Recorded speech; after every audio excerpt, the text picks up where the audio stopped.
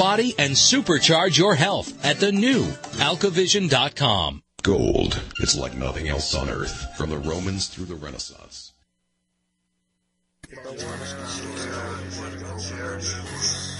Webcam microphone up close.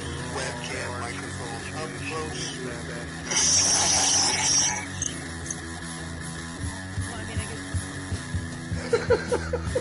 At the age of 19 in 1962, she was But I have the files.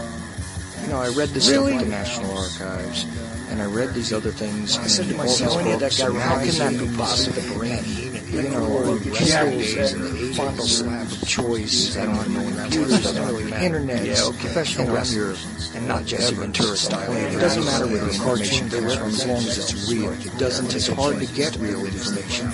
Because seriously, they don't want you to just read two sources whenever I try to prove out.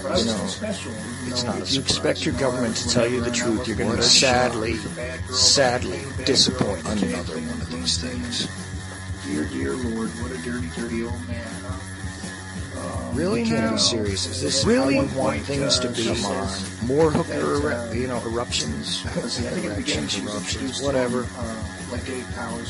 Really? Allegedly broadcast live from Pima Region 2, within the borders of the formerly united and currently occupied states of America. We bring you the Ochelli Effect. I damn sure know I'm an original. We have all these situations. I'd love to know why it takes 50 years. All right. So all that noise lets you know out there that it is time for my show. Of course, this is Chuck Ochelli, the host of the Ochelli Effect. Tonight I have a very special guest, one of the few guys that I have to say among the sea of authors who have touched upon the JFK subject, one of the guys that I consider part of the essential reading. Not only that, but Mr. Morley, Jefferson Morley, who is my guest tonight, is also a journalist, accomplished in many, many ways. And I've got to tell you that personally, I was simply impressed by him first 10 years ago, a little over 10 years ago now, at a conference in Pittsburgh, which was really interesting, which was held at the Duquesne University campus. And generally it's referred to in research circles as one of the WECT conferences. It was for the 40th anniversary. They did that again this year for the 50th anniversary and have actually done some very interesting conferences in between. And if you want to see a master list of individuals that do some real solid work on the JFK assassination and many related subjects, you would want to refer to that. But as I said tonight, Jefferson Morley, who is, again, just one of my favorite guys. He's the author of the book Our Man in Mexico, and also is involved in many, many other ways, and I'm going to let him speak for himself tonight. And hopefully you guys will join in with me also. All right, Mr. Morley, are you there? Yes, I am, Chuck, and glad to be here. Looking forward to the discussion. Wonderful. So tonight we're definitely, this has been sort of a series for me with trying to get people familiar with some of the people's visions that I value as far as, it comes to the modern history, the contemporary American history that has not really been fairly written in most of the mainstream media. And often individuals in my position are critics of the mainstream media, but you're one of the few guys who has participated in what would clearly be mainstream media, who has actually had a really valid perspective and has done some real work and some really incredible stuff. And I'm really looking forward to hearing about that tonight, especially because when I became interested in the House Select Committee, which was the second governmental body of public significance anyway, to really become involved as far as disseminating information regarding the assassination of John F. Kennedy, which also focused on the assassination of Dr. Martin Luther King in the mid-'70s, putting out its report in 1979. I found it extremely interesting that there was an individual who was involved in that, and you actually have tried to find out some very serious things about that guy. And this is one of the first things I want to touch upon with you tonight. Yeah, well, thanks for that introduction, Chuck. I come to this. I've learned as I've worked on the JFK issue, which is a historical event of huge importance in American history, but it's something that happened a long time ago, and so people don't know about, or it's not in their direct experience. But the continuing relevance of the JFK story for what's going on today, that really impresses me all the time. And I think when you talk about me as somebody who has mainstream media experience, but also a perspective that you like, that's because I'm coming at this trying to say, what if we got all this secrecy stuff out of the way? What would our history look like? We hear a lot of reasons why things can't be made public, because the NSA needs to, surveil and stop the, people from attacking America. We hear a lot of explanations like that. But what if we took all that secrecy away around the Kennedy assassination, for example? What would we see? And I think that's what I've kind of been driving at in my journalism and in my website around this is, I'm not invested in a theory. I've been writing about the JFK story for 30 years. I've never written a theory because I don't have one. What I think is we need to get rid of all the secrecy. And then once we get rid of all the secrecy and have all the maximum amount of information possible, then, that's the only way to sort it out, and so that's what I've been trying to do. You make reference to my lawsuit. So just by way of background, in 2003, I filed a Freedom of Information Act request for a CIA officer who was involved in the events of 1963, named George Joannides, and, sought all of his records. I thought he was very interesting, not because he was a high-ranking person who plotted to kill the president, which he wasn't, but rather he was a CIA officer who was very deeply involved in these events in 1963, and yet there was no trace of his story in the public record. In the various investigations had never touched on what he had done as when he was working in the Miami station in 1963. So I filed that lawsuit hoping to find out more information, and was, I ran into the iron curtain of secrecy that still surrounds certain aspects of the Kennedy assassination, incredibly enough. So right. And just to back up a little bit, we're talking about the J.M. Wade station, which was, at least to my knowledge, the largest domestic CIA station in the country. Yeah, thanks for noting that, Chuck. Yeah, it's very important to understand the context of the times. At that time, Cuba was a very big issue in U.S. domestic politics, and President Kennedy was under a lot of pressure to take action against Cuba because it had a communist government. And as part of that, the CIA was waging a secret war on the government of Cuba. Wasn't so secret in South Florida, where the Wave station employed, hundreds of people and thousands of agents in seeking to foment a rebellion against Fidel Castro. So the important thing to understand there is that the CIA was very active in a huge way in Miami. And this is, meanwhile, this is post Bay of Pigs, and Cuba was a huge issue as far as foreign policy went for the previous administration, for certain, and also for the Kennedy administration. So a lot of these programs had taken place with the CIA and even other agencies involved that had a large focus on this because of the so-called communist threat that was on this little island that was so close to our back door, basically. So in conjunction with that, you had a large Cuban population in Florida, which coexisted with this J.M. Wade station, which was a huge complex for the CIA at the time, right? Yes. So you have this growing population of Cubans who are leaving the island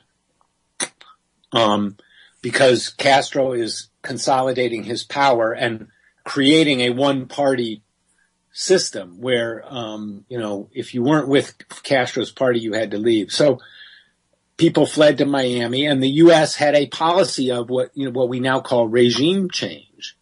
And so the idea was the U.S. was going to overthrow the government of Castro. And this is really the essential background for anybody who's trying to understand the assassination of President Kennedy. The assassination of the president took place in the struggle for power in Cuba. And I think that's very important to remember at all times. We hear a lot of, attempts to explain the assassination and all that, but all those must begin with the understanding of where the context of the assassination. And it took place amid the struggle for power in Cuba.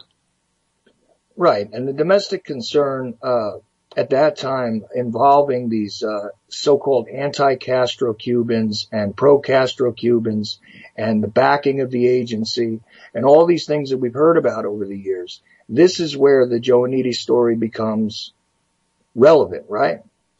Yes. Well, so what I discovered about Joannides was that he was sent to Miami to run what was called the psychological warfare branch of the CIA station there. And just to give a little bit of background about how the CIA is organized, within every CIA station or office in a given city, there were different branches that would handle different functions of what the CIA was doing. And so in South Florida, for example, there was a military operations branch, and that was the office that took care of people launching military operations against Castro. And there was a foreign intelligence branch, and that was for people who were collecting intelligence from inside of Cuba and feeding it back to the United States. So one of the articulated missions of the CIA was to wage psychological warfare on the Castro government, and that was done by means of covert action, operations that would be mounted by the United States, but could be denied by the United States if anybody ever accused them of mounting them. And so this was what Joannides was doing in 1963. And to me, what was interesting, especially interesting about him, was that one of his jobs was to run Cuban agents in a Cuban student group that was opposed to Castro, called the Revolutionary Student Directorate. And members of the Revolutionary Student Directorate had a series of encounters with Oswald, Lee Harvey Oswald, the accused assassin of President Kennedy, in the summer of 1963. So Joannides was kind of like, he was close to the story. And we don't know a lot about what he was doing at that time, but he was clearly close to the story. And so I was looking for him as somebody who would know something about these events, might have reported it, might have talked about it, might have participated in operations related to it. In any case, a person of interest. And my lawsuit was aimed at developing some information about him. Now, public knowledge about this, I was just going to say, is evident if people want to look into it. When you see the representations of Oswald being confronted on the street by what they called anti-Castro Cubans, which also led to an interview, which people have heard throughout the years, on a New Orleans station, and a discussion about the Fair Play for Cuba Committee, which Oswald was then tied to, associated with, etc. That was the literature that he was handing out that day. And there was a guy named Carlos Berenguer who had confronted him in the streets in New Orleans. And what is interesting about Berenguer is also with the Cuban Student Directorate, which you were talking about, is also referred to as the DRE in a lot of places, because in Spanish, I don't remember what the phrase is exactly, but right, it's a Spanish acronym for the Cuban Student Directorate or whatever, but it's in Spanish, so it's DRE. Sorry, I don't have that in front of me. It's just off the top of my head. But just to put that in context, so Oswald had interactions with these guys, had actually been arrested and, for fighting with them and all that kind of thing. But there was more to it even. And so Joanides, who would have been one of the guys who was a controller for some of these guys, became of interest to you for that reason, right? Well, what exactly he was doing is something the CIA won't talk about. So I prefer not to speculate about that. But clearly, he was knowledgeable or should have been knowledgeable about these events. He was responsible for reporting on the activities of these people and what was going on. So he was in the thick of it. What's interesting about it is, the CIA is claiming we couldn't possibly make these records secret because it would compromise U.S. national security today. And, you think about that argument. Joanides has been dead for more than 20 years. Okay. The events we're talking about took place more than 50 years ago. Okay. What we were worried about in Cuba 50 years ago was that they were the instrument of a foreign power, namely the Soviet Union. Okay. Well, so that was 50 years ago. The Soviet Union no longer exists. Joanides and all of his colleagues have been dead for many years, and yet the CIA still comes forward and says this has to be kept secret for reasons of national security. And to me, that's a very paranoid attitude. This information that I'm talking about isn't going to harm national security. No American's going to be endangered by the release of this information. That is truly absurd. This is our story. This is the story that the American people deserve. And, I'm not invested in what the outcome is. If I get the information, people can decide what they think about, what that means for who killed Kennedy. But the point is, we are all entitled to that information. And this is where the JFK story is ancient history, right? It happened a long time ago, but the contemporary relevance is, there's a congressional committee investigating the CIA today. The Senate Intelligence Committee has done a big report on the torture program instituted by the CIA under President Bush. And they've investigated that, and they want to report their findings. And the CIA is fighting the release of their findings. So what we find is a story that's consistent over time, which is the CIA refusing to be held accountable for its actions. And, if we're going to have a democratic form of government, we need to be able to hold a secretive intelligence agency accountable. And so that's the situation that we're in. The JFK story is just a very striking historical example of the power of the secrecy system that is still in effect today. So that's where my interest comes in. Is this is history, but it's quite relevant to what's going on in the current Washington situation. And the behavior of intelligence, entities in our country is relevant to many, many things. And, these lawsuits that you're talking about, this is under the Freedom of Information Act, which a lot of people shorten and call it a FOIA lawsuit, something like that. And what it is that you're asking for information, again, which they say may be of significance for whatever reason. But if you're talking about operatives who are dead, if you're talking about agents or any sort of employees in one form or another that are already long dead, who are you going to endanger by maintaining this veil of secrecy?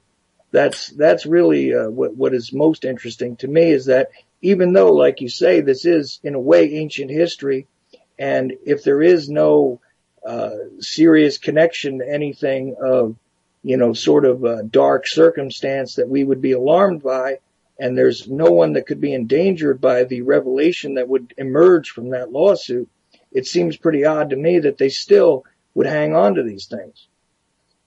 Yes. And so some people say, well, that's what they do. They're a secretive agency, so they hide things, but what they're hiding won't really tell us anything about JFK. And my response to that argument is, well, show me the money. If that's true, then when these documents are released, it will tell us nothing new about JFK, and we can all go home and not worry about, JFK's assassination. So that's all the more reason to release the information. That's not, you can't make excuses for saying this information shouldn't be released. If that's your argument, then the argument is all of this stuff should be made public. And so, we've seen the power of these agencies and the powers that they claim and the powers that they conceal by secrecy. And so we really have to be concerned, that about abuses of power and, the assassination of a president. I mean, that's the ultimate abuse of power. So we really should have maximum disclosure. We really should have full disclosure around this issue. So, that's what I'm been pushing for in my lawsuit. And that's what I push for on my website on jfkfacts.org. JFK Facts, we're not pushing any theory about the assassination. We're pushing new information and getting rid of bad information.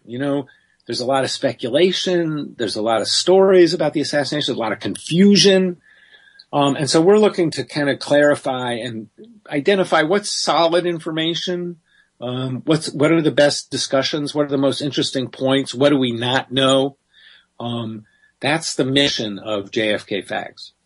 I found it interesting during your keynote speech at the Lancer conference this year, where you described the basic mission of the JFK Facts website was to eventually have it made into a singular sort of public document that would be, basically sorted so that we have really what it says, JFK, the facts, you know what I mean? And I really found that to be a fascinating goal and really, really worthwhile. I mean, I thought that when I first heard that you were assembling it. And yeah, and so I'm working on that, Chuck, now. And let me say, I mean, it's technically complicated, but it's something that we're working on advancing and hoping to bring to the fore and really become a focal point for information in time for the 50th anniversary of the publication of the Warren Commission report, which is going to come next September. Mm-hmm. So this idea of developing a place where we can have a alternative explanation to the Warren Commission report that is sound, factually sound, verifiable, and is explains more to people, is more credible to people than the story that we've been given so far. So that's a big challenge, and that's Absolutely. Not something I can do. That's something a whole lot of people can do. And what we need to do is we need to develop a kind of computer platform where people can come together and contribute. So I'm working on that, and people should stay tuned to JFK Facts because we'll be talking more about that, in the coming weeks and months.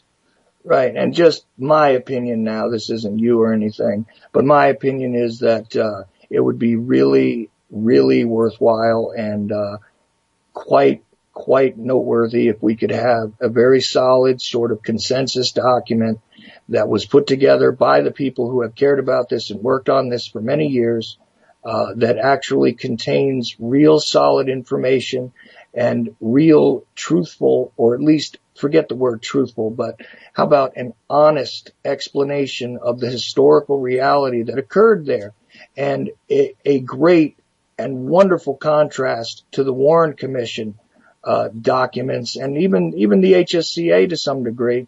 Quite honestly, less of a limited hangout, but to my opinion, both of them were what I call the limited cover-up or the limited hangout.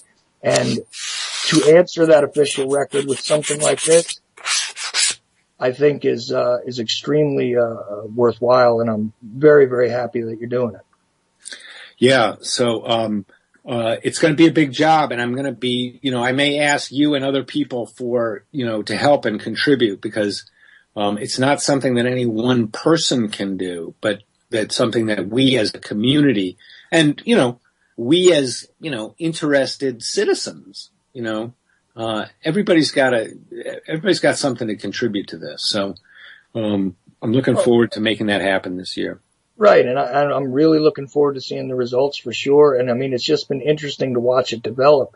And I advise anybody listening right now to check it out. Even if you don't look at it right now while you're listening to me, definitely go look at jfkfacts.org, I think it is. Yes. And see how it is developing, because it's going to be a very real and honest document at the very least when it's completed, in my opinion, anyway. So that's my 2 cents about that. And a lot of the guys who have gotten involved in writing about this really did not set out to do so. It's just that certain things revealed themselves to them over time, and they kind of were drawn into it. And I have that sort of sense from you that this wasn't exactly something that you intended on getting into. I dare say that Jim Lazar, who was the guy who was representing you in these FOIA lawsuits, because you're not a lawyer, right?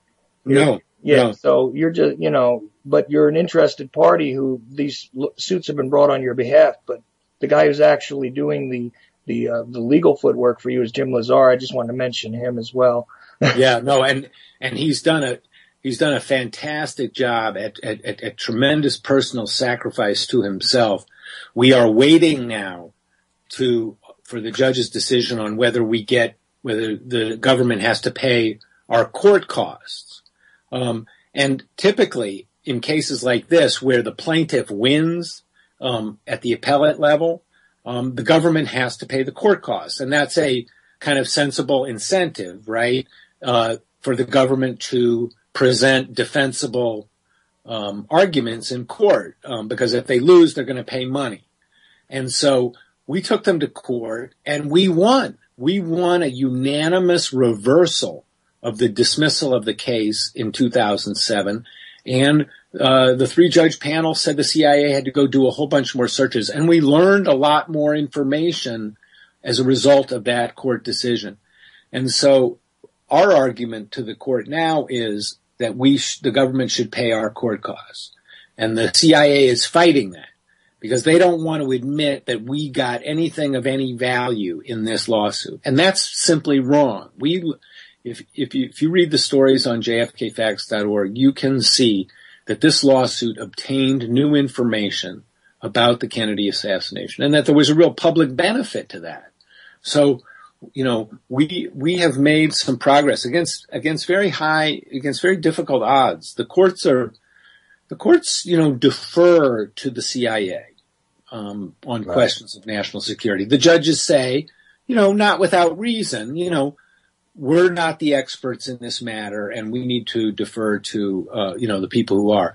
But I think they err on the side of the secretive government agencies, and they should lean more on the side of there's real public benefit and value to full disclosure. And so I've kept this lawsuit up for 10 years because I think that it's very important that principle be underscored and vindicated. Full disclosure is a very good idea. I mean, I know the CIA doesn't like it, but it's actually a good idea for the CIA. It's as well as a good idea for the rest of society. We need our full history. And that might embarrass people or cause a scandal at the CIA today. That's not important. The important point is that the people are entitled to their history. And so I think we're going to make that point in the lawsuit. I think we have made that point, and I think it's going to get through. And as you say, even if scandalous information is revealed or improper action or, the worst of the worst is revealed, at the very least we could possibly learn how to avoid those types of things from happening again.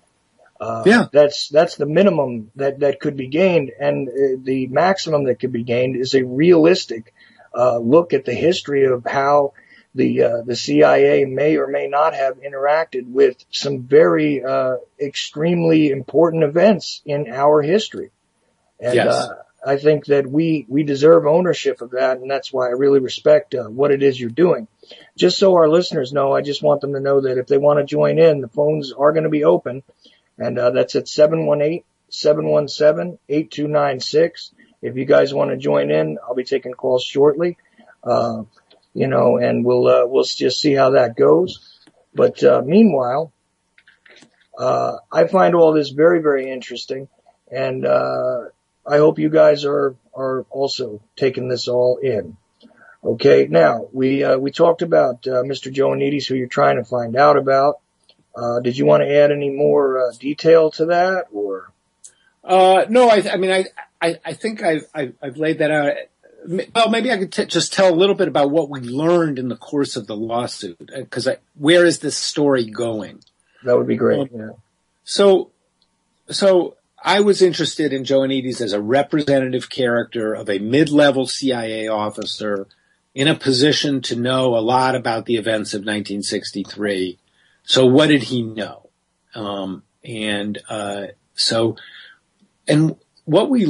What I learned in the course of the lawsuit was a couple of things that are significant. The first was that Joanides maintained a residence in New Orleans during the time that he was stationed in Florida. So he lived in Miami and he worked out of the CIA station in Miami, but he also had a residence in New Orleans during the time that he was assigned to South Florida. So that means that Joanides may have been living in New Orleans at the same time that Lee Harvey Oswald was living there, and at the same time that his agents among the Cuban exiles had contact with Oswald. And so, given all the extreme secrecy that's surrounding Joanides' actions in 1963, to me, it's very interesting that he was in the same city as Oswald. I'm not, is that significant? Well, it could be. I mean, we didn't know anything about this guy. No investigators knew anything about this guy. And now it turns out he's running agents who have contact with Oswald, and he himself was living in New Orleans. So that raises the stakes or the question, what did he know? What did he know about Oswald, and when did he know it? Right. And the fact that we learned about his New Orleans residence via this litigation, which I did not know when I filed this lawsuit, that Joanides had a residence in New Orleans. I thought it was possible, and I was, curious as to whether I would find anything along those lines. And in fact, I did. So that was one thing that we learned from the litigation, and was, something that was very concretely related to the story and is very relevant. A second thing that we learned that I didn't know when I filed the lawsuit was that Joanides got a medal from the CIA, what's called the Career Intelligence Medal. And it's the second highest honor that a career CIA officer can get.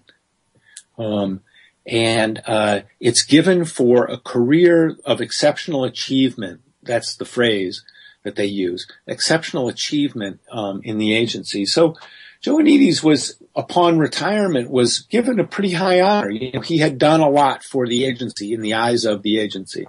And that signaled that kind of approval of everything that he had done. So in 1963, he had been running these Cuban agents who had contact with Oswald.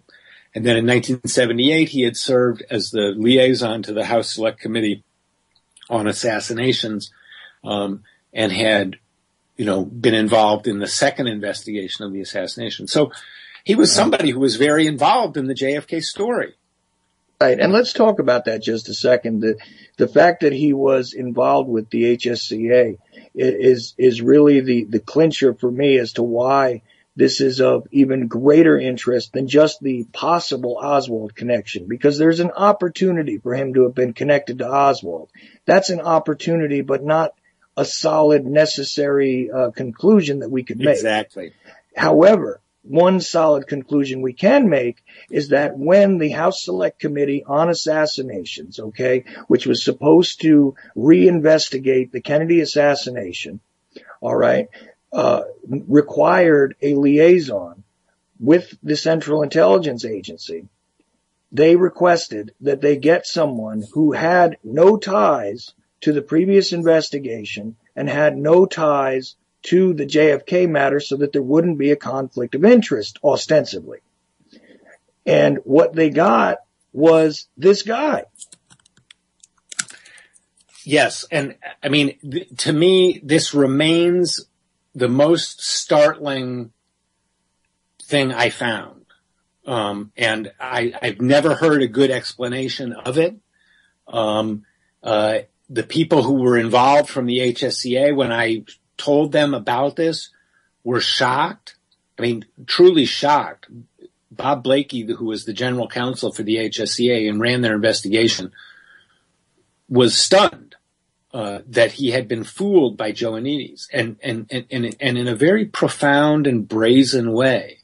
Dan Hardway, who worked with Joannides, he was one of the House investigators who was looking for CIA files, looking to interview CIA people, and he dealt with Joannides and felt the brunt of his hostility. And Dan Hardaway, just for my listeners to understand, when you look at the JFK assassination and you look for references on it, and people bring up something they call the Lopez report, that was Edwin Lopez was an investigator who, among his duties with the HSCA, was sent down to Mexico City to examine the possible appearance of Lee Harvey Oswald at the Russian and Cuban consulates in October of 1963, okay, which is of great significance and needed to be reinvestigated. And Joannides is directly involved in that as well, isn't he? Yes, and so, I mean, so somebody who was involved in covert operations in 1963 is responding to the requests of congressional investigators years later to find out about it. And as Blakey said, you know, he was in a position to control what we saw. So the reasonable conclusion for anybody observing this entire story about his involvement with the HSCA is to think that the agency purposely put him in that place to run interference, because he would be the guy who would be familiar with some of this stuff that they were investigating directly. It's a perfectly reasonable conclusion. I mean, who knows if it's factually right, but the point is the CIA should clarify it. I mean, if it's true that the president was killed by one man, you know, one disturbed man for no reason, if it's true, there should be no problem in explaining any of this, right? Right. I mean, and there's nothing to it. Right. So, I've always said that when it came to Oswald and the fact that they've also guarded the documents regarding his life, his interactions with government agents, government agencies in general, and that's everything from, believe it or not, the U.S. Customs to the CIA, his files, his involvement when he went over to the Soviet Union at one point, all of these different things going on. They have held on to tons of documents regarding Oswald, regarding the CIA, and they've refused to release them. And I've always said that if this was one lone deranged killer who had his own twisted motives, had no sort of significance when it came to the national security state at the very least, then why is it that we withhold even a single piece of paper? Right. So, you know, and so this is the problem we face, Chuck, is I think that the position you and I are talking about, when I go talk to people, I mean, it's kind of a common sense position. And what's interesting to me is it's a common sense position across the political spectrum. I can talk to people who, you know, who we would say, you know, they're really on the left, you know, they're kind of liberal, radical, you know, leftists. And then I talk to people who are, you know, very conservative, libertarian, you know, a very different philosophy. And one thing all of these people can agree on is, hey, the government should just make all of this public, you know? And it's really a commonsensical position. The problem is that as you get closer to power in Washington, people have things to lose by full disclosure. You know, full disclosure might result in, you know, a threat to the CIA's budget. It might result in somebody's reputation, you know, taking a hit. And so people have things to lose by full disclosure in Washington, and the secrecy system is very strong. And so you have kind of a common sense position among most people in the public. Hey, let's get to the bottom of this, you know, put it all out there, you know, let the chips fall where they may. And that's kind of, I would say 60, 70, 80% of people, if you ask them about JFK, they'll agree on that, regardless of, liberal, conservative, moderate, or whatever. But the government has the veto power, and so the minority position that, we can't possibly make this public, that's the one that it really has more effect in law. And this is the problem that I confront and that we all confront in thinking about this is how do we roll back that government ability to check what the people want, Mm.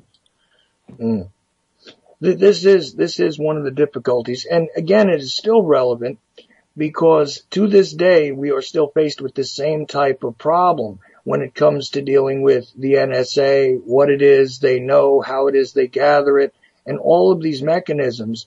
Well, they were born during this time period we're talking about, in the 60s, in the 50s, all of the things that you see today, they were built off of the backs of those situations.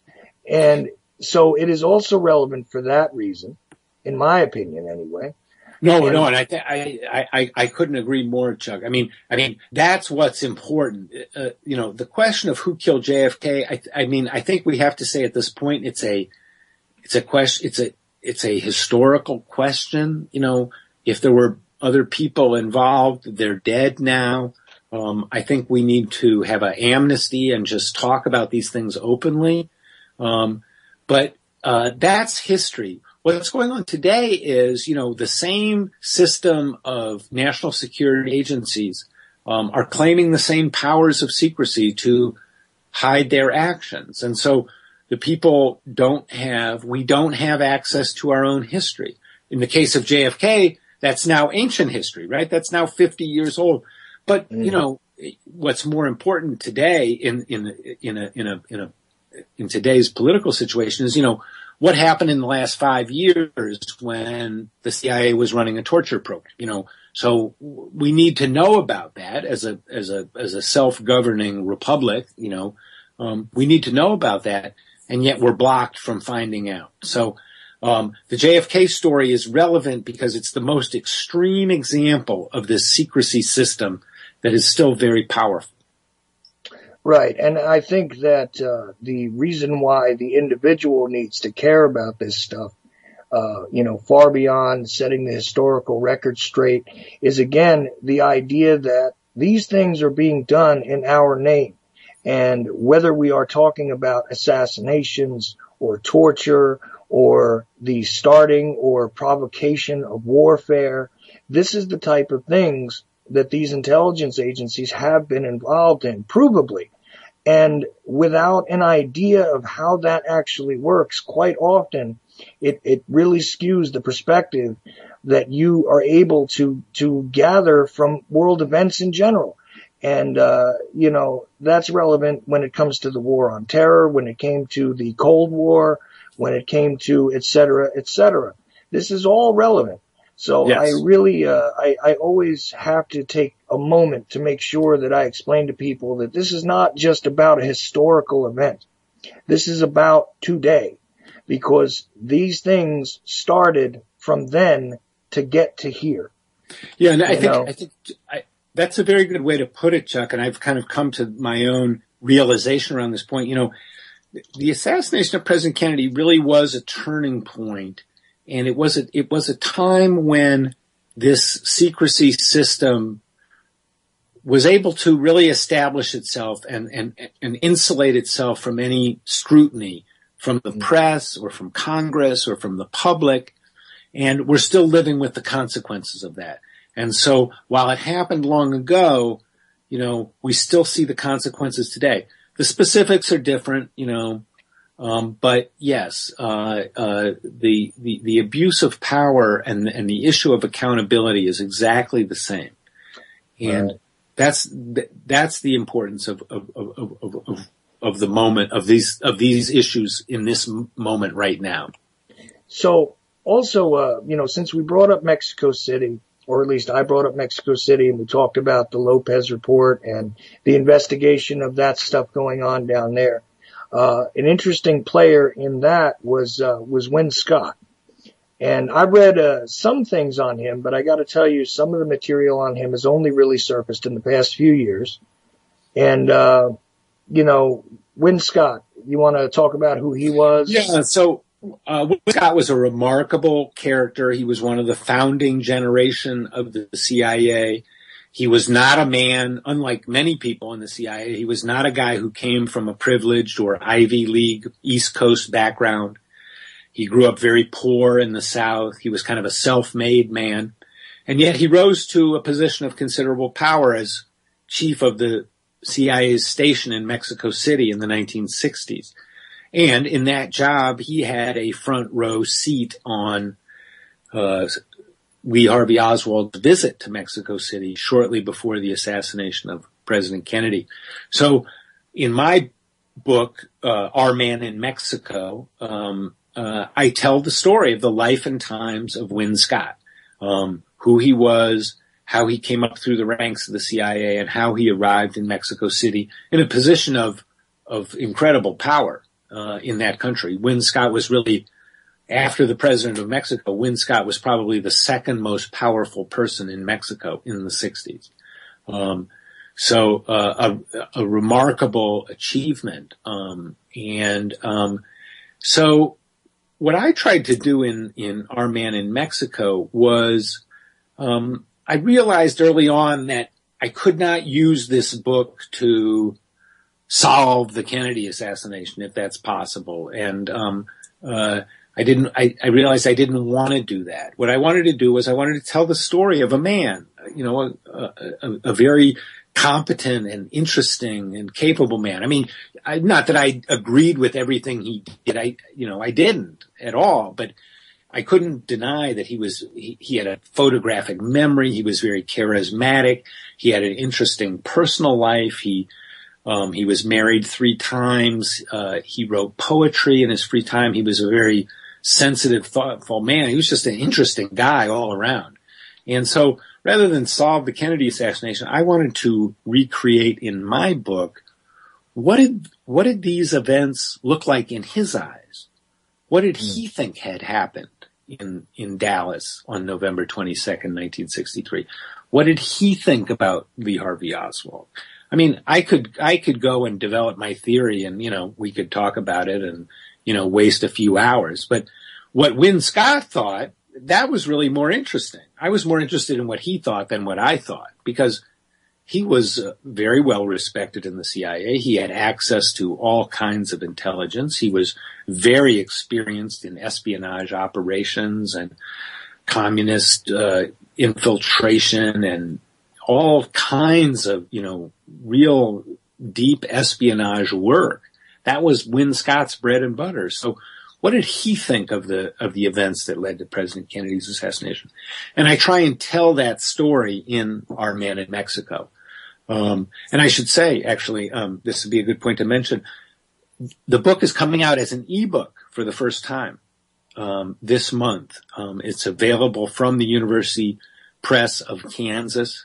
The publisher, the University Press of Kansas, published the book, the hardcover book, in 2008, and now they've just published the ebook version. So if you read ebooks, you can get it now, and it tells the story of what this man thought at the heart of the JFK story. And to kind of summarize quickly, what did he think had happened? I mean, he was, like a lot of people, he was not exactly sure what had happened, but he was pretty sure that the Warren Commission was not right. And he said this, and he wrote this down. It's very clear that he felt that somehow Oswald had been made part of some kind of conspiracy to kill the president. Now, Win Scott never published that book. He died, and the manuscript was seized by the CIA, and it never saw the light of day. But that is what he thought. And if you think about it, that's pretty interesting, because he was way up in the CIA. He had no reason to blame the CIA. He was not a quote unquote conspiracy theorist. He was one of the best CIA officers of his generation. I mean, he was a man of very solid judgments, according to the U.S. government and according to the CIA. Right. A well-trusted, highly intelligent asset who was in control of a very important station as a chief. He also, I've only seen a few pages. I was going to get into that about that unpublished manuscript because I've seen a few pages of it. And I've got to say that any of the impressions, interviewing people over the years who had known him, it was very hard to get even information from people who knew him on a tangential sort of level, because it was well guarded. And the agency absolutely did not want his manuscript out or really any of the information about him to emerge. No, not at all. And that's the story that I tell in the book of how the agency suppressed the manuscript. So, that's another, Our Man in Mexico is another instance of, getting a little bit closer to the reality of these events as they were understood by the people who were closest to them. And I think that's where we can really learn something about the past. So. Right. And that's the definition of what I think, in my opinion, is the best journalism possible, is when you can take and provide the perspective of the witnesses to history, and not just the people who saw the actual events, but I mean the witnesses to history as it unfolds in front of them from their particular perspective, their particular perch in life, in their jobs, in their situations. It doesn't matter. The point is that the people that were actually close to the events, the people that were close to the mechanisms that had involvement in the events, these are the people that you can rely upon for a realistic viewpoint because they were there. They understood a lot of things that maybe as the public doesn't seem to grasp exactly the nuances of all these, rather interesting things like espionage and how intelligence really works and how the agency functions, the hierarchy of it, exactly where information would have gone, would it not have gone. I mean, the study of just the cables, which, were those teletype cables, which are hard to explain nowadays to people who are so used to the internet and email and things like this. But just watching the cable traffic that occurred between CIA headquarters in Washington and these different stations, and watching them exchange information is highly educational, even from a perspective of almost complete ignorance, because they were very, very close to it. Yeah. And, I don't know if you want to say anything about that, but. Well, this is, my book, Our Man in Mexico, is really an effort to kind of get into the nitty gritty of the way the CIA really worked. And so I have a lot about, Win Scott's daily communications. A tremendous amount was put onto the public record in the 1990s, and I really benefited when I was writing my book in having access to, thousands of pages of CIA cables and information that had not been made public before. So really came up with a better, clearer understanding than even the congressional investigators of the 1970s had. I think that I, kind of moved the story forward in terms of what we now know. And now another writer, my friend Bill Simpich, has kind of advanced the story even a little bit more, in his new book, which is called State Secret. And people can download from the Mary Farrell Foundation website, maryfarrell.org. Bill Simpich in State Secret really writes just about Oswald's trip to Mexico City. It's a very focused book on that event and what happened. I covered those events in my book, and I thought I told the story in pretty good detail as it appeared in the eyes of Win Scott. But what Bill Simpich has done in State Secret is really found a lot of records that were not available to me when I wrote my book, but have become public since then. And, there was even more going on than I knew in my book, and he captures some of the detail. But the long and the short of it is the whole situation with Oswald in Mexico City is, it was very important. It was very sensitive within the U.S. government, and this is before President Kennedy has been killed. So the level of attention around Oswald and who he is and what he's doing is very visible and now documented at the highest levels of the CIA 6 weeks before Kennedy was killed. And the implications and the misinformation that occurred regarding this are huge, because the fact is that in late September and early October, because the time period is a little bit askew, but the last few days of September and the first few days of October of 1963, Lee Harvey Oswald supposedly makes a trip to Mexico City, visits the Cuban and the Soviet consulates, which are, some people say embassy. The embassy and the consulates were actually on the same compound, but that's a whole other story. And the CIA was supposed to be monitoring these places as just a matter of course. Now, they reveal, and you could find this in some other places, they reveal these photographs to, say, the Warren Commission, and even further gave another set of photographs, greater set of photographs, I believe, to the HSCA of a character that they claim was Oswald, who clearly wasn't Oswald. There is a huge discussion about the fact that he made phone calls, an application for a visa, attempting to get back into the Soviet Union again. At one point, even this entire incident, and this is true, that they claim that he even took a gun and placed it on the desk of a Russian consulate worker. And all of this stuff having happened just within that little time period right before the assassination, where the government then claims that this very same man shoots and kills the President of the United States in broad daylight in Dallas, Texas, just by chance. Right. You can take and make a lot of things out of that. You can say that it was, sort of a diversionary thing. You could say that it was part of the pre-framing of Oswald. You could say that it was a real thing that happened and this guy was a confused kid.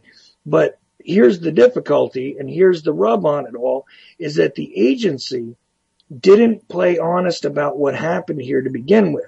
And this is one of the things that first Eddie Lopez and Dan Hardaway started to reveal to the HSCA. And then his report on that situation was classified for a long time. And those documents, the cables, and a lot of the stuff that you're talking about having become declassified in the mid-90s, only happened as a result of the JFK Records Act, which, again, was something I referenced on another show. I called it the ARRB, and I explained to you guys that was the Assassination Records Review Board, which was brought about after the public outcry from the Oliver Stone movie.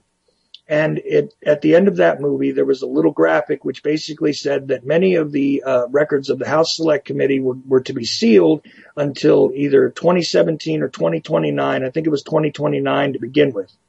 And that none of these records were going to be made public until then. This stuff then, after the Assassination Records Review Board was formed, I'm giving you a very short story on this, was formed and put into place, and they sat and vetted these documents as they existed in various agencies' hands over the short life of that agency under a law which was established under the executive branch, mind you, placed in the National Archives without trying to reinvestigate, but just simply as a matter of placing in the National Archives these documents relating to the assassination into what is now today called the JFK Records Collection, which is at Archives 2 in College Park, Maryland, I believe. Yeah. So we have, a tremendous, we know a lot more about this period. And and historians, and not just historians of the assassination, but historians of America in the 60s are indebted really to Oliver Stone for forcing into the public eye all of these records that we probably never would have seen without that. So we've learned a lot about the assassination, and we've learned a lot about America in that period in general from this kind of full disclosure. But as we said before, there's still a lot of secrecy. There's still a lot of secrecy. It's amazing. And I never fail to be amazed when I think about how much the government is still keeping secret. And sometimes it's hard to tell people that because, they think, well, God, how is that possible? They think you're crazy to say it. And it is crazy that this secrecy continues. But, the fact is that it's not crazy to believe it because it's totally true. And so I think we all need to do something about that. And, hopefully something can be done. And there have been various attempts to free up more records. As of right now, to my knowledge, there are at least 1,100 documents in the CIA's possession. And mind you, these are the 1,100 documents that we know about are in the CIA's possession. And when I say document, again, this doesn't mean a single page, by the way. In some cases, when I've made requests for documents, I've ended up with hundreds of pages for a single document number. Okay, so I'm telling you that of these 1,100 documents, they could be a single sheet of paper, not even completely covered, or they could be something nearly as thick as a phone book. Yes, okay? and I can tell you, Chuck, so among the withheld documents are, there's 7 different identified files, related to the secret operations of David Phillips. David Phillips was a career CIA officer. He was the deputy to Win Scott in Mexico City. He was a clever covert operator. He was highly regarded among his colleagues. So they retain 7 files on him. 7 files have 600 pages of material in them. So when you talk about 1,100 documents are withheld, it's probably more accurate to say 1,100 files are withheld. So if you think about that, in that 1,100, you would say 7 of those files relate to this man, David Phillips, and those 7 files have 600 pages in them alone. So if you think about how many pages the 1,100 files consist of, we may be talking about a body of a stack of paper that has 15 to 50,000 pages in it. Right. So, this is not a small amount of information. Now, people say, well, is there a smoking gun in there and all that? Who knows? I mean, what I can say is 50,000 pages is a lot of pages. And I don't doubt that most of those have nothing to do with JFK's assassination and would not be of importance to anybody. But I would also bet that there are very, very relevant records to the Kennedy's assassination within that. It might only be 10 pages out of 50,000. And some of these pages, just as a commentary, because I've done some of this research on a deep level, and I've got to tell you that some of this stuff, which appears to be rather innocuous to the public, is very revealing to those of us who have already dug into it. For instance, when you look at the pages sometimes where you see that someone has checked out a file, okay, not necessarily the contents of the file, but you begin to look at who looked at that file, when they had it in their possession, and things like this. It really does change your idea of the significance of that file. In a lot of cases, it makes you take another look at it. I mean, simple things like that, where it's just, a list of, it looks like boxes with some initials on it and some dates. These things are of great significance when they're put in their proper context. So the fact that some of it is being withheld is really relevant. And speaking of withholding, I don't know if you wanted to comment any more about the files. And you're right, I should just call them files, not documents. But, Ann Goodpasture, was another name that I really did not know much about until I started to read some of the stuff that you were writing. Mm-hmm. So your writing led me into Ann her. Goodpasture is another good example. Ann Goodpasture was a career CIA officer, and she was kind of the assistant or right-hand man of Win Scott. If Win Scott wanted something done, you know, find a file, find a person, do this, do that, he went right to Ann Goodpasture. And she was very efficient. She was very smart. She knew a tremendous amount about CIA operations at the time. So, you know, she was an important character. And I interviewed her for my book in 2005. She has since passed. She died in 2011, but a very interesting character. When we talk about these files that are still withheld, there's a couple hundred pages on Ann Goodpasture that are still secret. So another person who's pretty close to the story. Ann Goodpasture knew about Oswald's visit to Mexico City. She knew about Oswald before President Kennedy was killed.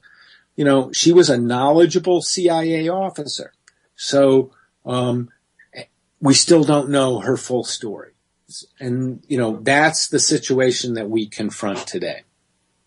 Right. And discussing, you know, Goodpasture and all this stuff about what went on. I mean, this was really revealing to me in that the surveillance that was supposed to be occurring at that time, over, you know, at the consulate/embassy, compounds of the Soviet Union, which was primarily our boogeyman of the day. Okay. And I know that's kind of a rough term, but really that's what they were. They were the boogeyman of the day, and the closest hand to the boogeyman was supposed to be down in Cuba. This was a major national security concern at that time. And the fact is that they were surveilling their embassies and consulates for stuff like an Lee Harvey Oswald to show up. There was supposedly tapes of conversations where he had made phone calls to the consulates and the embassies, and all of the strange things that occurred with those tapes and those files give you a really interesting look at what the agency was doing when it came to information about Oswald that really, in real terms, if you had proof that Lee Harvey Oswald was a Soviet sympathizer, a Cuban sympathizer, what would that have done? It would have supported the Warren Commission's conclusion that regardless of whether he was truly connected to these governments or these entities or not, he would have had a motive in his own mind to participate in things like the assassination, to do things like this. And if they had photographs of this man, I love that Mark Lane used to say this all the time, that if there was a photograph of this man at the Soviet or Cuban consulates that the CIA could produce, that would have been one of the first things they gave the Warren Commission, and it probably would have been on the inside cover of the first volume. You know, it amazes me that when you discuss the type of secrecy that occurred regarding those events, regarding the players, regarding the characters who had the hands-on ability to influence what was being disseminated, not only to the American public, but even to our own government agents and our own representatives who were supposed to be exerting civilian control over a lot of these agencies. This is the kind of thing that we are still combating. Yes. And as you said, even to this day, you have the Senate committee, which is investigating, you know, these different intelligence agencies. You have all these revelations coming out about, you know, from Snowden and all this stuff like this. This stuff is still very, very relevant. And I'm telling you, if you learn about the developmental years of any child, okay, the early developmental years, it really does give you an insight into what they develop into later. And if the CIA was a baby back then, it has grown. Yes. Okay. And so has the NSA, and so has the entire intelligence community. And I think that, without a doubt, this is one of the things that makes this story so extremely, extremely important. And for anybody who wanted to know why it was that I wanted to have Mr. Morley on today, it's because I wanted to show you guys that this is exactly the type of stuff that is alarming people like myself, that these agencies are so far out of control, in my opinion, and in the opinions of almost all of us, that are involved with listening to this network and the type of networks that are out there emerging in the alternative media.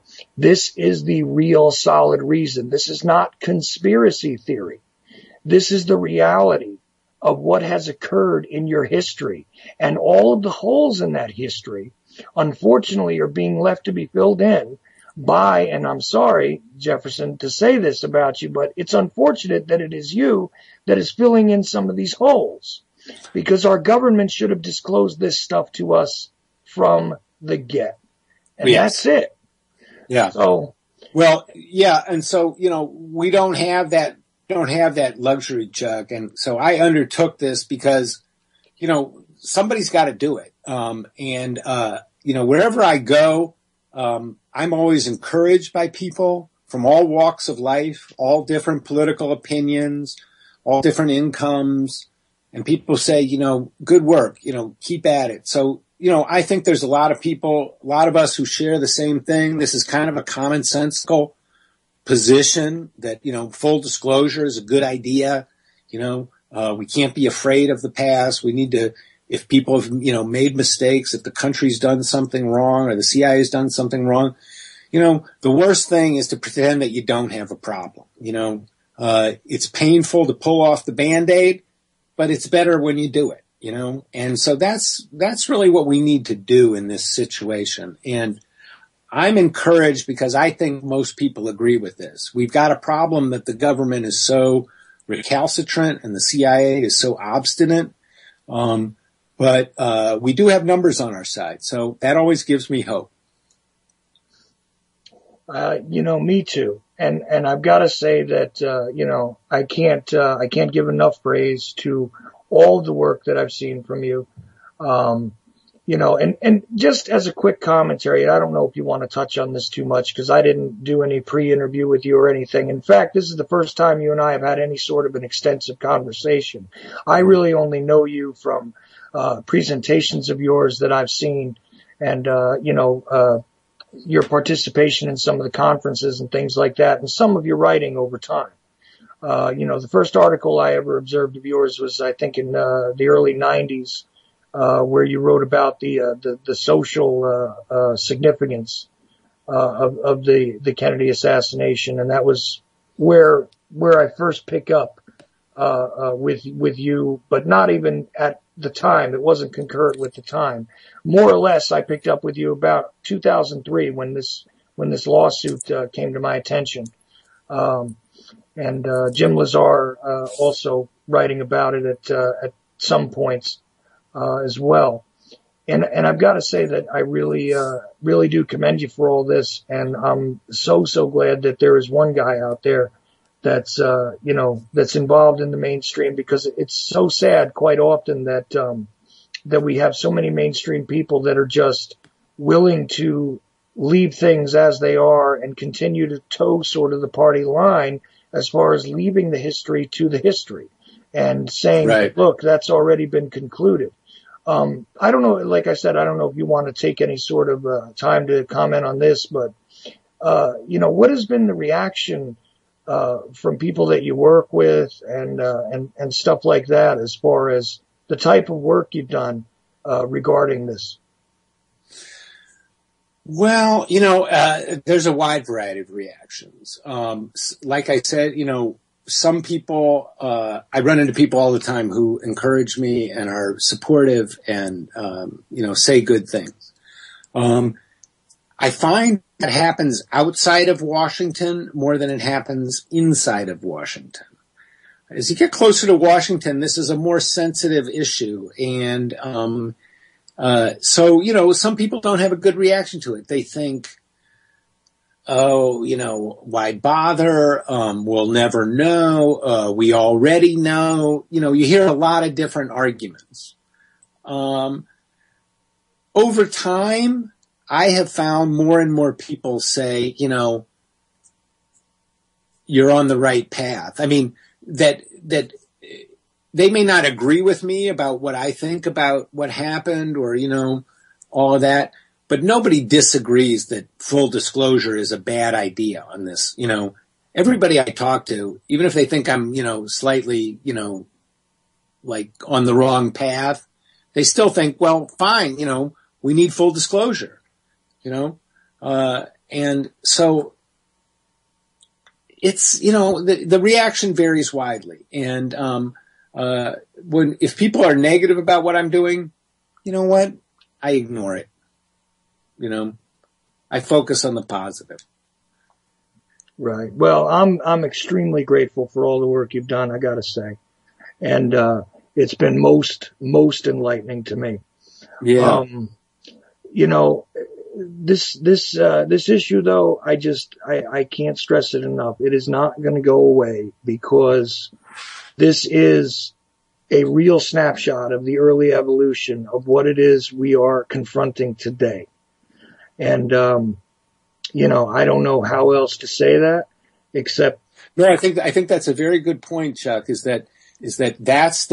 that's the relevance today, is that this was a formative moment, and the structures of secrecy and covert operations and the whole kind of secret world of Washington power really crystallizes and becomes powerful at the time of the Kennedy assassination, or becomes untouchable. And so that's when we really lost accountability. And, you know, and we're living with the consequences of that to this day. Okay. So just to go back over this one more time, we have the JFK. You want to talk about the website just a little bit more? The JFKFacts.org website? Yeah. So, JFKFacts.org, we, post every day, timely latest developments, in Kennedy assassination research, in debates about secrecy and declassification in a contemporary sense. This is all fair game for the website.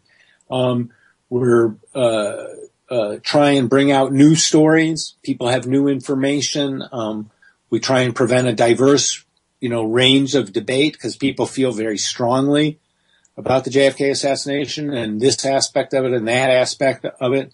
Try and have a strong debate, but also a civil debate, you know, where people can learn something. If you don't believe this side or that side and you just are trying to figure out more, we hope that if you come to the site, you'll learn something and you'll be better able to decide for yourself. We're not pushing any point of view on people. We want people to look hard at this important moment and reach their own conclusions. There's no other way to do it. We're not trying to convince you of anything. We're trying to give you our best sense of what's going on. Right. And then, of course, you have the book, which is going to now come out as an ebook. Do you know if it's going to be available in all forms like Kindle and all that, or it's just going to be? Yes. Yes, it will. And people should look, I'll be posting that information on JFK Facts this week about how they can purchase the ebook. So, yes, it will be available in all formats. Okay. And for now, you know, you can also find it. I know for sure that it can be found in, lots of places. I mean, the easiest place to find it would be, online at, Amazon or something like that. And yes, it's, Go I ahead. I should say, Chuck, that people can also, I have an ad on JFK Facts. People can order an autographed hard copy from me as well. So, if you look on the site, there's a place to send a request to get the signed copy of the hardcover book. So that's also available. And, I'm often asked, about what my top books are. Regarding the Kennedy assassination. And I have two lists, and one of them is a reference list, and one of them is just my favorites list. Mr. Morley is actually on both of them. Okay, so I'm telling you now that the Our Man in Mexico book is extremely enlightening, and even if you're not necessarily focused on the JFK assassination, the insights it provides into the behavior of the CIA and the ideas of disinformation and some of these characters that we've discussed tonight, as well as, and I have never ever gotten over the fact that this was the same guy that they used as the liaison with the HSCA. Now, the HSCA had its good points. It was I believe it's the only time in history that the United States government has provided us with two separate conclusions to the same investigation, essentially, because the Warren Commission said it was Oswald acting alone. The HSCA still says it was Oswald, but says, well, most likely it was a conspiracy. And a lot of people have tried to speculate that that was only due to this acoustics evidence, which is arguable. And believe me, I'm going to do a program on that later. But the fact is, it wasn't just that. Don't let anybody tell you that it was just this new acoustics evidence that turned it all around. The CIA's complicity in distorting that investigation, this is my opinion now, so I'm not speaking for Mr. Morley, but the CIA's complicity in distorting that investigation, which was supposed to be a revealing investigation for the public, is unquestionable. And the fact that Joanides was used as a liaison is proof in my mind that there was no good intention by the intelligence agencies to be forthright about any of their behavior, regardless of whether it was conspiratorial, complicit, in some way or other. What is the word I'm looking for here? If it was just a failure of the agency to act in any way, shape, or form, it doesn't matter. The fact is that, again, a logical and sensible conclusion about putting this guy in that position was to allow him to run interference on behalf of the CIA. And again, that's my opinion, but it's not exactly the most wild speculation you've ever heard, I'm sure. Not at all. Not at all. In the absence of any explanation from the CIA, it's a perfectly reasonable conclusion to reach. And recognize that we've never had an explanation of Joanides' role in these events from the CIA. And, the CIA talks to reporters all the time in Washington. If they want to fill you in on what they think happened and what they think the public needs to know, they take us aside and they let us know. That's the way reporters work with the CIA. So if the CIA wanted to clarify this issue, they have my number. They have my request for more information. They just won't provide it. And that's telling too, right? Because if there's a good innocent explanation, just give it, why not? There you go. If an innocent party can lose nothing by explaining their position, then there is absolutely no reasonable explanation for why they wouldn't provide it. So where does that lead us? Well, you can conclude for yourself, but to my opinion, again, that leads us into some very dark territory. And at the very least, as I said, whether it is, the failure to act of that agency, or it is the complicity in some way, shape, or form, or it is the active conspiratorial action, it's irrelevant. Because the fact is that if it were nothing but an innocuous position that the agency had in these events, there would be absolutely no reason for revealing it, especially now. Because, the argument is often made that you could endanger operations or operatives. Well, how do you endanger dead operatives and 50-year-old operations? What does it tell you? Well, I don't think I need to explain it. I think that anyone with a little bit of common sense, and I'm hoping that most of the people listening to me have some, you guys can figure that one out for yourself. Is there anything you wanted to add? No, I think we've covered everything, Chuck. It's been a very good conversation, so thank you. Oh, listen, I really appreciate you coming on with me tonight, and I'll be more than happy to do this again. And please let me know how it is that they decide to react to paying back your costs, because yes, I will keep you posted on that. And please send me the podcast version of this, and I will post it on JFK Facts as well. Oh, no problem. I'll, what I do is it automatically posts to the Ochelli Effect page, like minutes after I'm done. It shows up there. But later on tonight, I'll send you, the RSS link and well, let's see. Could I just send you the file? Do you want the MP3 file, or do you want just? Yeah, that would be good too. I can actually put that on the site. All right, then I'll make sure to send that to you, and we'll hopefully speak again, okay? Very good, Chuck. Thanks a million. All right. Thank you so much, Mr. Morley. Take care. Take care now. So listen, if you guys want to call in and talk about any of this stuff that I just covered, please feel free to. Turn my head away, sorry. Which is, you guys should know the UCY TV number, which is 718-717-8296. Give me a call if you want to hear anything about my thoughts on this situation. You can check out Jefferson Morley. He is, one of the few guys, like I said, in the mainstream who has done some legitimate work here.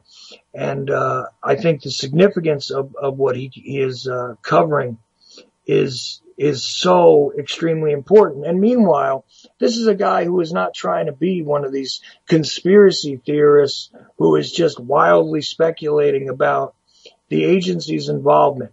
He's following the evidence, okay?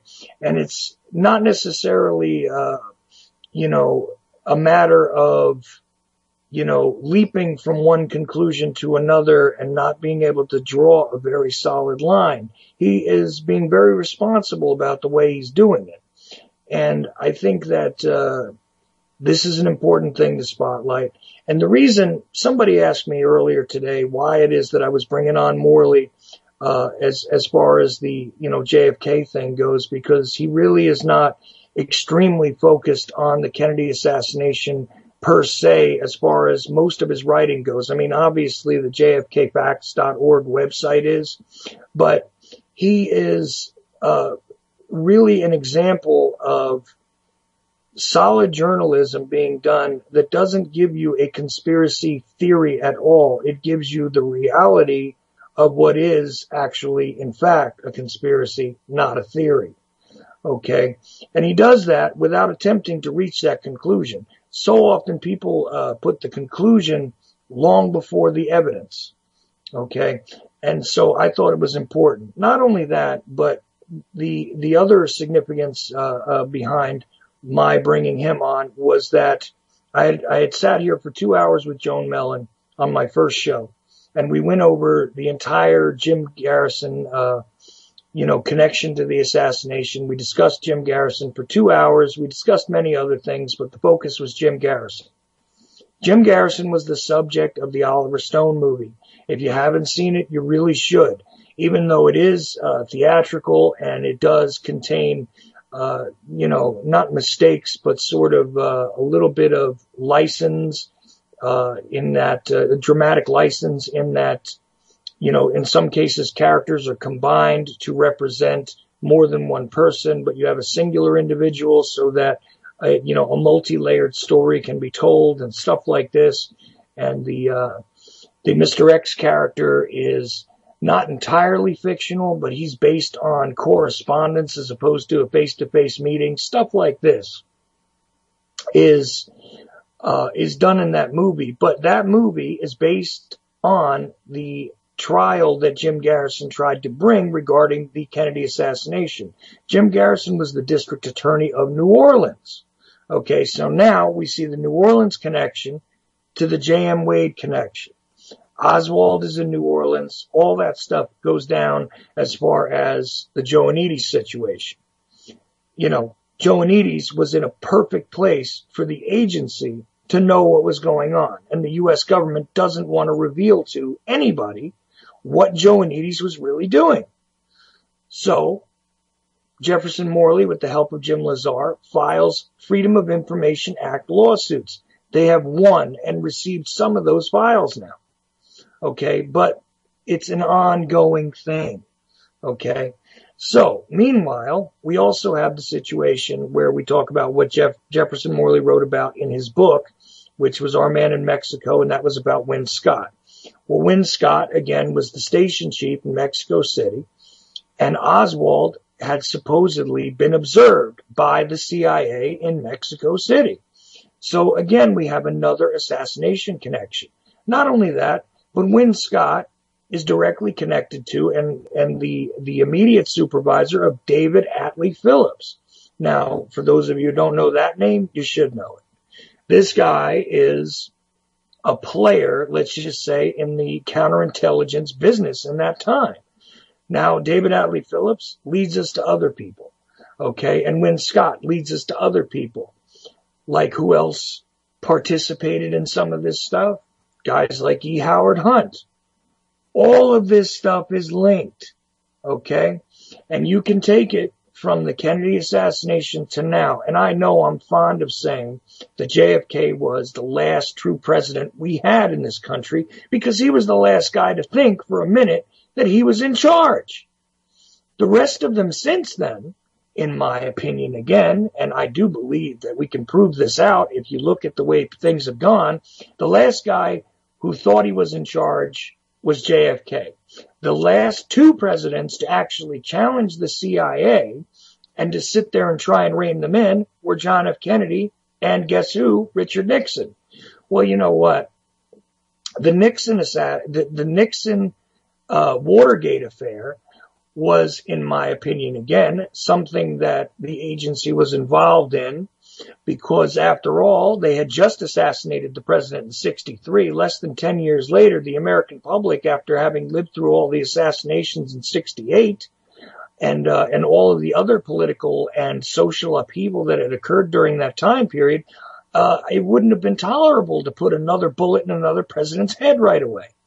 So therefore, how do we get rid of Nixon, who's now challenging the CIA? Because again, another fool thinks he's in charge. Well, if you want to read about that, believe me, there's places you can find out about it, but most of that material is still classified as well. But the Watergate affair is not necessarily the clear-cut case of a corrupt politician alone. Was Nixon corrupt? Sure he was. And I'm not going to sit here and defend him that he wasn't or that he had any sort of an angelic glow to him in any way, shape, or form. But the agency was involved on every single level of that operation as well. And if you think about it logically, as I said, there was no way to remove another president by gunplay. Because if you would have done it, it would have been just a little too obvious. And if you don't believe me about Nixon trying to challenge the CIA, I advise you to check into that a little bit more. And you can find out about the guy who was there at the head at the time, Richard Helms, who was an interesting character in and of himself, I assure you. But all of these things string from one to the next to the next. Of course, after Nixon's resignation and disgrace, who comes into the puppet president post but Gerald Ford?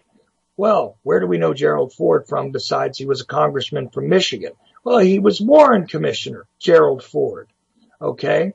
And Warren Commissioner Gerald Ford ends up becoming president of the United States without ever having a vote cast for him for either vice or president, right? Nice. Doesn't that seem a little bit suspicious? Then we could go into the Carter administration. We could talk about another puppet administration that follows that, which is the Reagan administration. And of course, we know about Mr. George H.W. Bush. And again, I offhandedly refer to the Bush family as one of the most public crime syndicates you've ever seen. And I have my reasons for that.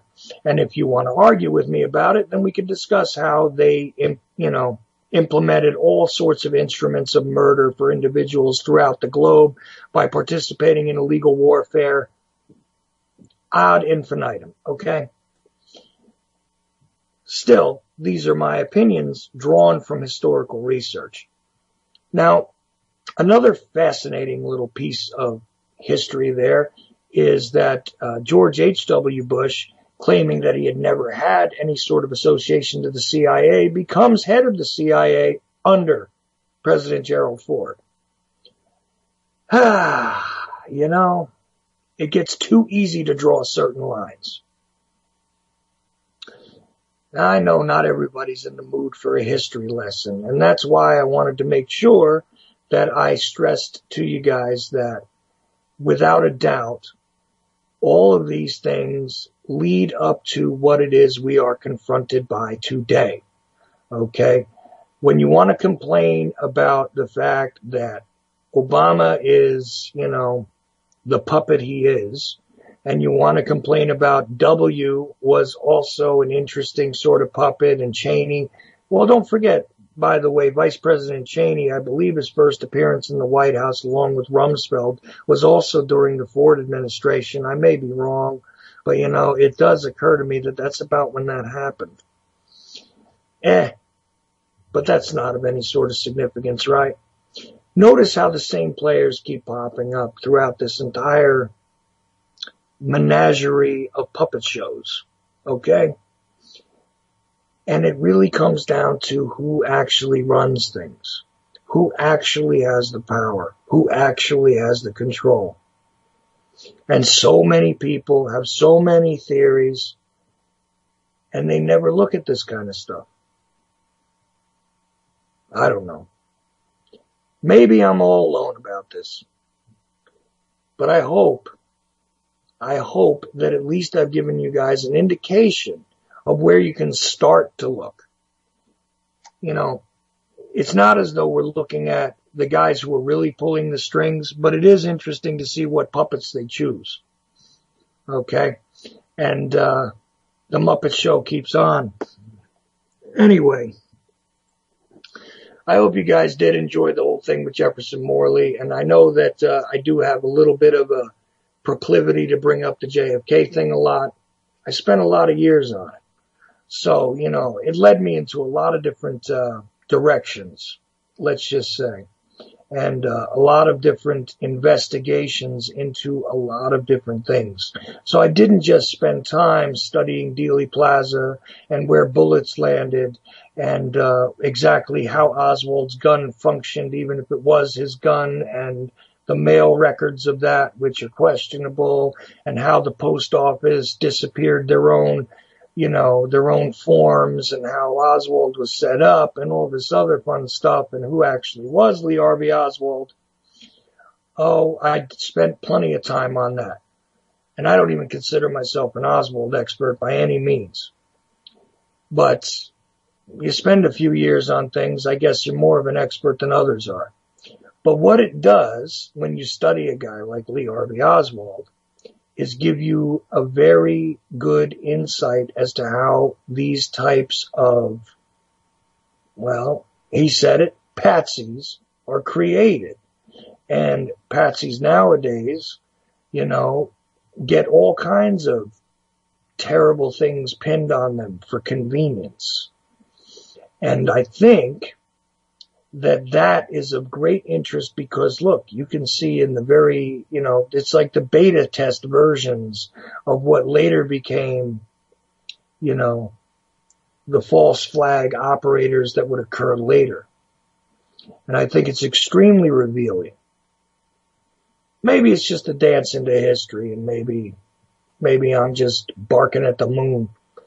But I'm going to keep barking. Now, when you take a look at the operations of the NSA, and we talk about the Snowden revelations, and we talk about how disinformation is created and the interaction of the press, this is also something that interests us. And one of the primary things that we can study in our contemporary modern historical era is the way the Kennedy assassination was handled.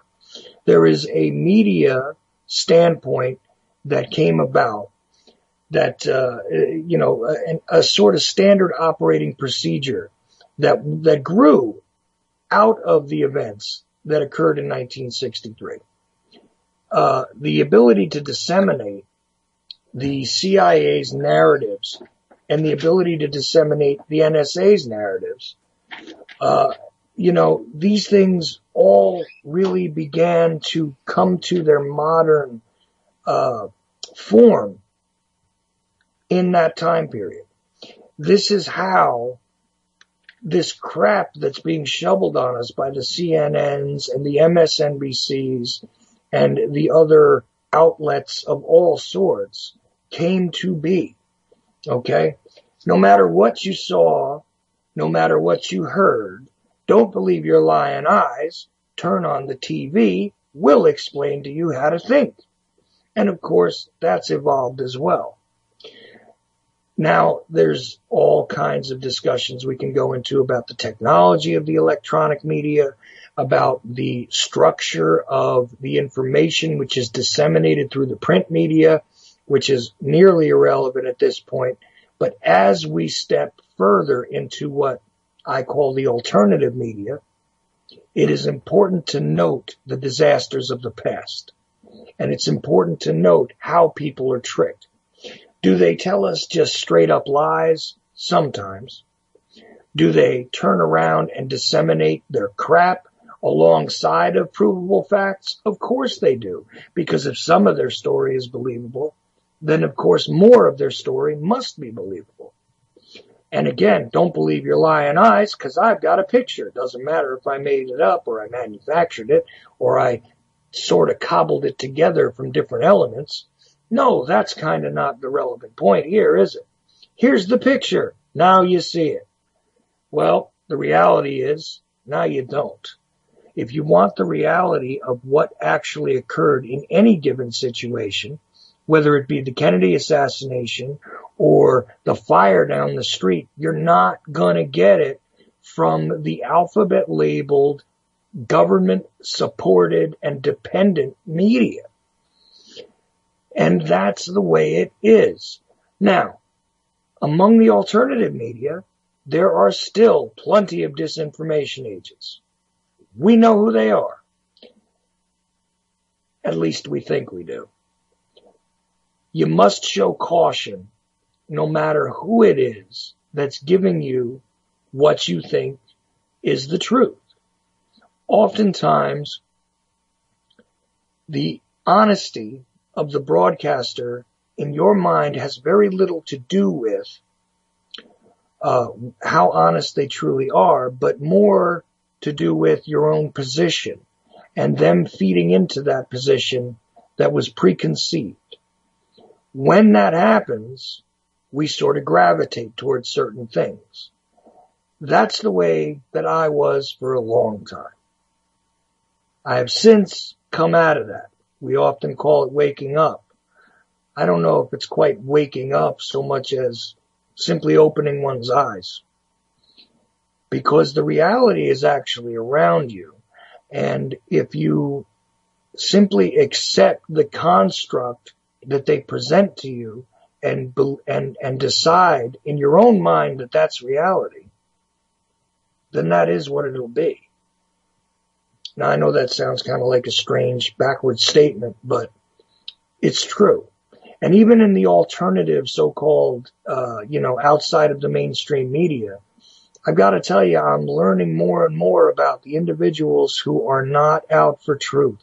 They're not out for the real facts. They're not out to report to you anything that is not going to support an agenda.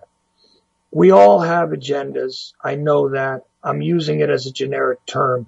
But some of those agendas, when you begin to examine what it is they're disseminating to you, have a great deal to do more with their agenda than the truth that you think you're getting. And I'm learning this bit by bit, and I hope everybody who can hear what I'm saying is doing the same thing. The JFK assassination is an important moment in history. I'm going to continue to do programs on it, but it's not going to be my only focus, I assure you. Okay? And what I will also do alongside of this is hopefully lay out the positions that I have taken on many other things with the help of others. Some of them guests, some of them callers, whatever, over time. And perhaps we'll get a whole lot closer to truth, than some of these other people in the media. I don't know. But I'm going to do my best. And hopefully, with all of your help, we'll sort all this crap out. So, I know I'm running low on time, and I know I've sat here and just talked a little philosophical sort of self-indulgence for a bit, but I thought it was necessary. I also want to say that, and I know that I say this a lot, but I want to make sure it gets heard that I really appreciate Jules and everybody who has been so kind to me at UCY.tv. This has really been an experience, and I'm starting to get a feel for what it is I'm going to do here. My idea of what I started to do and what it is, the direction I'm taking now is starting to change a bit. But I think that it's going to be a lot of it's going to be fun for me in a way, but it's also going to be very valuable. And I think it's going to be very worthwhile for myself and anybody who decides to, click on UCY while I'm talking anyway. And I really want to make an effort to push what it is that I'm giving to you guys to a higher level than what you're used to. And on those lines, I really want to apologize for that mess that went on Worldwide Live this week, because I really did not exert the amount of control that I should have, and that was a very sloppy broadcast. So I apologize to anybody who sat through that and didn't get the benefit of a more professional presentation that should have been had.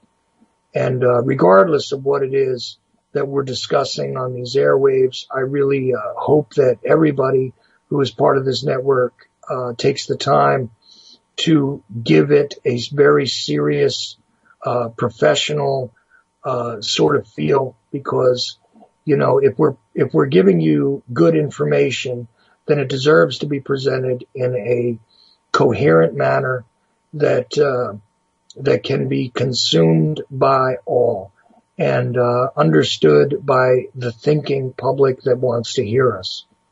And I think that that's part of our responsibility to ourselves and to Jules, who gave us this platform and has given us the chance to speak our minds, to make our presentations, and to literally broadcast our ideas as far as those ideas will carry themselves.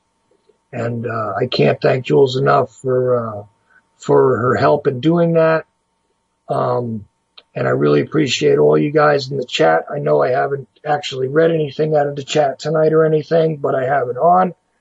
And, you guys are what makes this happen. And I really appreciate all of you.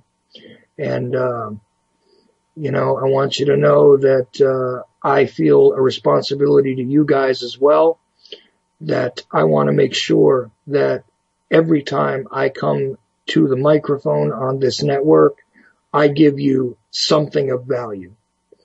And that is really what I want to be about on here.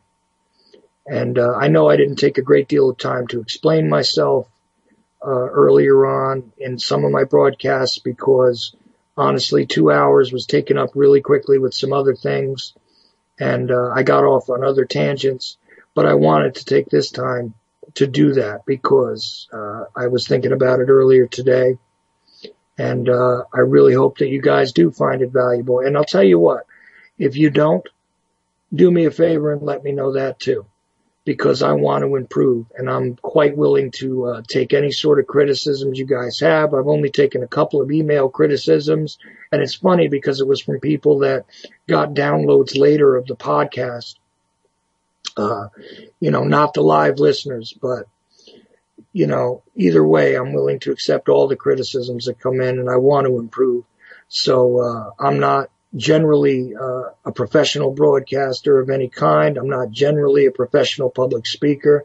I was usually a musician and somebody who was a supporting writer, a supporting, fact finder and gatherer of useful facets of different presentations for other people.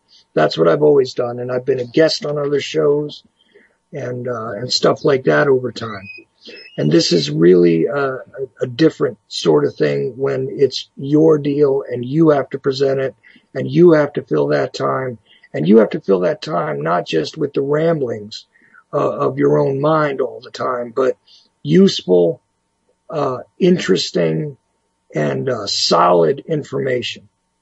So I just want you guys to know that there's going to be a standard about whatever it is I participate in from now on.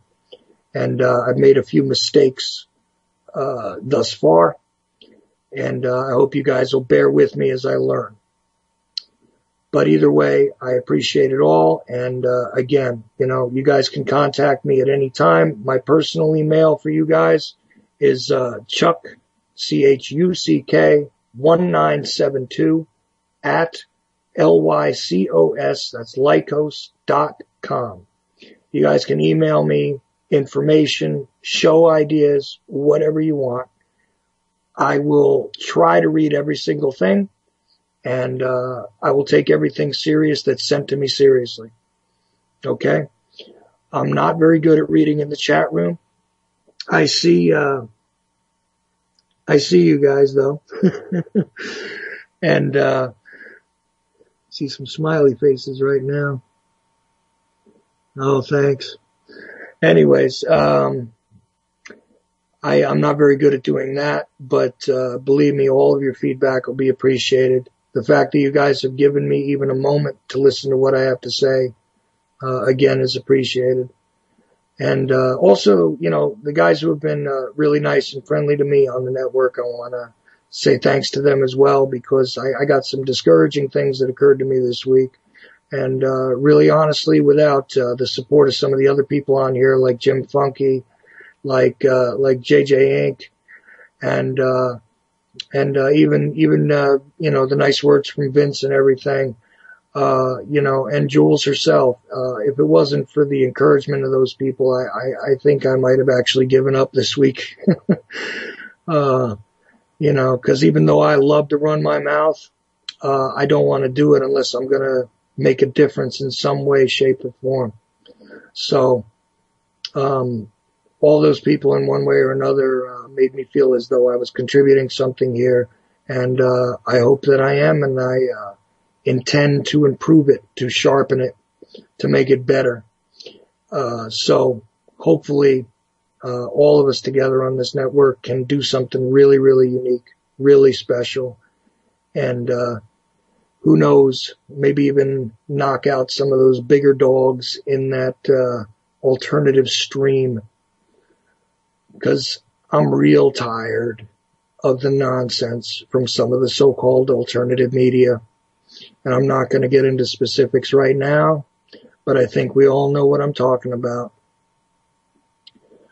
Anyhow, I'm just about done, and I'm no longer in the state of New Jersey. I'm in North Carolina now, and so you might hear my accent shift around a little bit.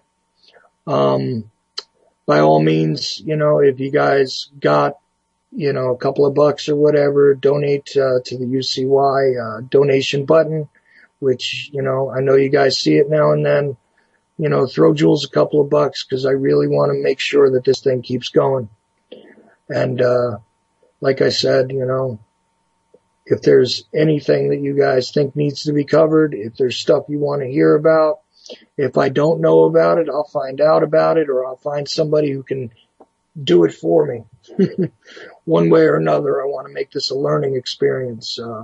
not just for you guys, but for myself. So, I am open to all that. So, you know what? I also put up the feed on, oops. All right. I put up the feed on the Ochelli Effect Facebook page. By the way, I do have an Ochelli Effect Facebook page. I always forget to mention that. I have a .com that I'm working on, the OchelliEffect.com, but it's not done. So, I'm doing that stuff slowly on my own, which is not easy. But if you go to the Facebook page, and you like it or whatever, there's a link there there's a bunch of links for UCY all the time, different shows and stuff. I've also posted some of the other shows on my SoundCloud that I did on here and elsewhere. I also, posted some of the shows I participated in on UCY in case, they end up, scrolling off, because I think the UCY page only holds 10. Of course, I think this is my 4th show. So, if you guys are interested, you can go get that. And, just keep in mind that, the more that we spread the better information, the better off all of us are. So I know I've only got about 5 minutes left or something like that, probably less. And, I just feel really hopeful for this project, and I feel really hopeful for the network in general. And, I really want you guys to stay tuned, and we're gonna get out of this, little rut of having, tons of Cooper and May Brussel, and, I don't know if Tarpley's gonna go, but, my gut says that, he's not exactly, what we need to keep here either. I really hope that, we can develop tons more original programming, and, really enjoy, of course I enjoy Jim's show, Boiler Room, which is on Monday, Wednesday, and Friday. I don't catch every episode, but I do download them, so I catch them, off and on. You can get, any of the shows post immediately just about after the show, to the show's page as a downloadable MP3. I know most of you guys know this, but from there's also the YouTube channel, which I don't know how many people are going to that, but most of the shows go right up on there as well. And, spread it around. If nothing else, spread it around. If you think that this stuff that we're talking about, all the issues we're covering, and all the shows are important or interesting or valuable to you, then since they're being given away to you, why not give them away to others? That's just my opinion again, but that's how I see it. Anyway, so as I've said many a time, I hope you guys enjoyed this. And this is a lot of fun for me. Anyhow, nobody called in. That's okay too. By the way, if anybody runs into Justin, tell him I am going to take him up on that little thing that he mentioned to me. So we'll see what happens there, because I know a lot of people want to see him come back. And also I'm hopeful that we'll be able to put together some new stuff in the coming weeks. So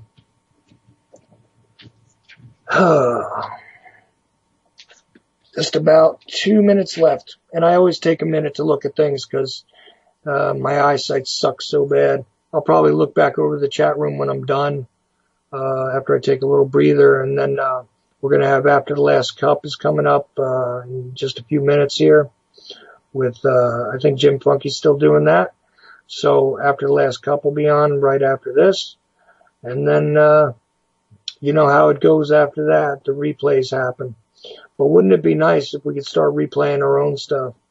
If we built up such a library of archives that, we wouldn't require all these Bill Coopers and stuff, which one of these days I'll probably get around to doing a show on Bill Cooper, because I've got a few interesting insights into that, or at least stuff that I think is interesting. Because I received one of those VHS tapes in the late 80s. I think I told somebody this week. I can't remember who or if I said it on the air, because sometimes I forget who I actually said what to anymore, because I'm talking so much. But yeah, there's a lot to be said there too. And that's it. You guys enjoy. Have a good night. And I'll catch you after the last cup next. Chuck Ochelli, the Ochelli Effect. Bye. At the age of 19 in 1962, she was See, but I have the files. You know, I read this stuff at the National Archives, and I read these other things. I said to myself, how can that be possible? You know, pistols and fondle slab of